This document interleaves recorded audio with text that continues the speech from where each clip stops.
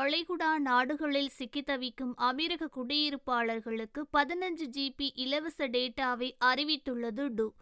அமீரகத்தின் தொலைத்தொடர்பு ஆபரேட்டரான டூ நிறுவனமானது மத்திய கிழக்கில் நிலவும் பதட்டங்களுக்கு மத்தியில் அறிவிக்கப்பட்ட விமான ரத்துக்கள் காரணமாக அமீரகத்திற்கு வெளியே சிக்கி தவிக்கும் குடியிருப்பாளர்களுக்கு உதவ முன்வந்துள்ளது.